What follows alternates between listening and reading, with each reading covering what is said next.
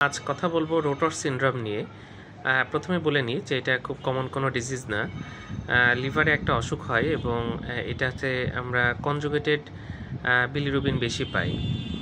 তো যাই হোক, এটা অটোজোমাল রিসেসিভ একটা ডিজিজ, জেনেটিক ডিজিজ এগুলো।